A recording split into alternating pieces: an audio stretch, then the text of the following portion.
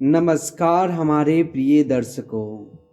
आज हम समुद्र मंथन से प्राप्त अमृत की कथा सुनाने जा रहा हूँ। यह कथा सुनने के बाद आपको धार्मिक ज्ञान के साथ साथ व्यवहारिक ज्ञान भी मिलेगी। इस कथा में हम ये भी जानेंगे कि किस प्रकार राहु और केतु की दशा लोगों पर बुरा असर डालती है। ये कहानी शुरू होती है महर्षि दुर्वासा ऋषि के शाप से, जो उन्होंने देवराज इंद्र को दिया था। महर्षि दुर्वासा को भगवान शिव के ही अवतारों में से एक अंश माना जाता है, जो अपने क्रोध के लिए जाने जाते थे, लेकिन उनके क्रोध में भी लोक कल्याण छिपा रहता था। एक बार दुर्वासा मुनि पृथ्वी पर विचरण कर रहे थे। घूमते घूमते उन्होंने एक विद्याधरी के हाथों में बहुत सुंदर पुष्पों की एक दिव्य माला देखी। उस दिव्य माला की सुगंध से वह वन सुशोभित हो रहा था। तब उन्मत्त वृत्ति वाले दुर्वासा जी ने उस सुंदर माला देखकर उसे उस विद्याधर सुंदरी से मांगा। उनके मांगने पर उस विद्याधरी ने उन्हें आदर पूर्वक प्रणाम करके वह माला दे दी और दुर्वासा मुनि ने उस माला को अपने मस्तक में डाल लिया और पृथ्वी पर विचरण करने लगे। इसी वक्त उन्होंने ऐरावत पर विराजमान देवराज इंद्र को देवतागण के साथ आते हुए देखा। देवराज इंद्र ने दुर्वासा ऋषि का बहुत आदर और सत्कार किए। इससे दुर्वासा ऋषि बहुत प्रसन्न हुए और उन्होंने उस माला को देवराज इंद्र को पहना दी। देवराज इंद्र ने उसे परिजात माला समझकर अपने ऐरावत के मस्तक में डाल दिए। उस चंचल हाथी ने भी उसकी सुगंध से आकर्षित होकर उसे अपने सूंड से सूंघकर पृथ्वी पर फेंक दिया। यह देखकर दुर्वासा ऋषि अत्यंत क्रोधित हो गए और देवराज इंद्र से बोले, अरे स्वर्ग के मध्य में दूषित चित्त इंद्र, तू बड़ा ढीठ है। तूने मेरी दी हुई इतनी सुंदर माला का कुछ भी आदर नहीं किया, इसलिए तेरे त्रिलोकी का वैभव नष्ट हो जाएगा। देवराज इंद्र, तूने निश्चित ही मुझे अन्य मुनियों के समान समझा है, इसलिए तूने मुझे इस तरह की अपमान किया है। मेरी दी हुई माला को पृथ्वी पर फेंका है, इसलिए मैं तुझे यह श्राप देता हूँ, यह त्रिभुवन तुम्हारा शीघ्र ही। यह सुनकर इंद्र ने तुरंत ऐरावत हाथी से उतरकर निष्पाप दुर्वासा जी को अनुनय विनय करके उनको खुश करने लगे। इस पर दुर्वासा ऋषि बोले, हे इंद्र, मैं कृपालु चित्त का नहीं हूँ, मेरे अंतःकरण में क्षमा का स्थान नहीं है। तू बार बार अनुनय विनय करने का ढोंग क्यों करता है? मैं क्षमा नहीं कर सकता हूँ। इस प्रकार कहकर दुर्वासा जी वहाँ से चल दिए और इंद्र भी ऐरावत पर चढ़कर अमरावती को चले गए। दुर्वासा के शाप के फलस्वरूप लक्ष्मी उसी क्षण स्वर्ग को छोड़कर अदृश्य हो गई। लक्ष्मी के चले जाने से इंद्र आदि देवता निर्बल और श्रीहीन हो गए। उसका सारा धन वैभव लुप्त हो गया। इस प्रकार त्रिलोकी के श्रीहीन हो जाने पर दैत्यों ने देवताओं पर चढ़ाई कर दी और दोनों पक्षों के बीच घोर युद्ध हुआ और अंततः दैत्यों द्वारा देवता लोग पराजित हो गया। दैत्यों द्वारा पराजित होकर देवतागण ब्रह्मा जी के शरण में गए। देवताओं से सारा वृतांत सुनकर ब्रह्मा जी ने कहा, हे देवतागण, तुम लोग भगवान विष्णु के शरण में जाओ, वे अवश्य तुम्हारा मंगल करेंगे। अब सभी देवता और साथ में ब्रह्मा जी भी विष्णु लोक पधारे वहां पहुंचने के बाद अनेक प्रकार से विष्णु की स्तुति की। उनकी स्तुति से प्रसन्न होकर भगवान विष्णु देवताओं से उनके आने का कारण पूछा। इस पर देवतागण बोले, हे चक्रधारी, हम देवतागण दैत्यों से परास्त होकर आपकी शरण में आए हैं। हे देव, आप हम पर प्रसन्न होइए और अपने तेज से हमें सशक्त कीजिए। इस पर भगवान विष्णु बोले, हे देवतागण, मैं तुम्हारे तेज को फिर बढ़ाऊंगा, लेकिन तुम लोग मैं इस समय जो कह रहा हूँ वह करो। मेरी बात ध्यान से सुने।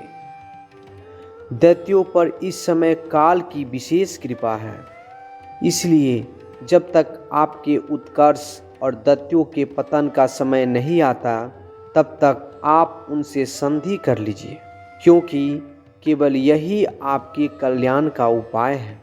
क्षीर सागर के गर्भ में अनेक दिव्य पदार्थों के साथ साथ अमृत भी छिपा है।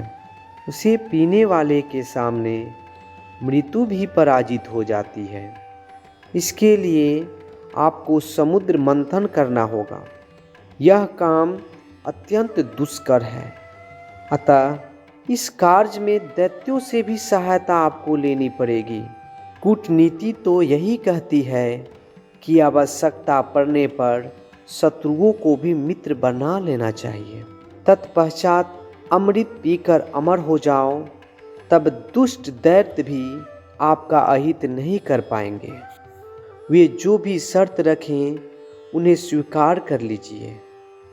यह बात याद रखिएगा कि शांति से सभी कार्य बन जाते हैं, क्रोध करने से कुछ नहीं होता।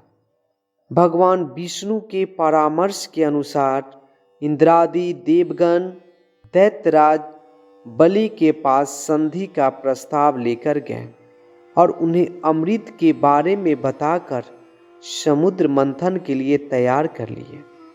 समुद्र मंथन के लिए समुद्र में मंदराचल को स्थापित कर वासुकी नाग को रस्सी बनाया गया। तत्पश्चात दोनों पक्ष अमृत प्राप्ति के लिए समुद्र मंथन करने लगे। भगवान विष्णु ने मंदराचल को मथनी तथा नागराज वासुकी को नीति बनाकर बड़े वेग से अमृत मंथन आरंभ किया। स्वयं भगवान विष्णु ने कछुए का रूप धारण करके मंदराचल पर्वत को अपनी पीठ पर रखा, ताकि मथनी स्थिर रहे और समुद्र में डूब न पाए। भगवान विष्णु के इसी अवतार को कूर्म अवतार कहा जाता है, जो उनके 10 अवतारों में से एक है। वे ही चक्रधराधर भगवान अपने एक अन्य रूप से देवताओं में और एक अन्य रूप से दैत्यों में मिलकर नागराज को खींचने लगे। श्री हरि अपने तेज से नागराज वासुकी में बल का संचार करते थे और अपने अन्य तेज से देवताओं का बल बढ़ा रहे थे। इस प्रकार समुद्र मंथन का काम सुचारू रूप से चलने लगा। समुद्र मंथन से सबसे पहले कालकूट नामक विष निकला, जिसे देखकर समस्त देवता दैत्य तथा मुनिगण चिंतित हो गए, क्योंकि कालकूट विष पूरे संसार का नाश कर सकता था। तब उन सब ने भगवान शिव से रक्षा की विनती की। भक्त वत्सल भगवान शिव ने संसार की रक्षा के लिए उस कालकूट विष को अपने कंठ में धारण कर लिया। विष के प्रभाव से उनका कंठ नीला पड़ गया और उसी कारण भगवान शिव का नाम नीलकंठ पड़ा।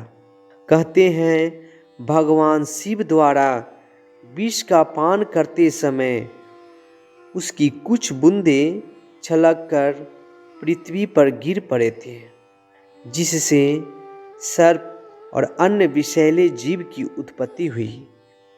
अमृत के लोभ में ही असुर समुद्र मंथन के लिए तैयार हुए थे। तो जब समुद्र से अमृत लिए धन्वंतरी निकली, तब असुरों के धैर्य की सीमा टूट गई और वे धन्वंतरी से अमृत छीनने की कोशिश करने लगे। धन्वंतरी से अमृत छीनने के बाद अपनी दुष्ट मनोवृत्ति के कारण असुर आपस में ही अमृत पहले पीने के लिए लड़ने लगे।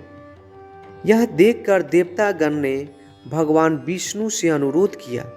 तब भगवान विष्णु ने उनको बोले, असुरों का अमृत पान करके अमरत्व प्राप्त करना सृष्टि के लिए हितकारी नहीं है।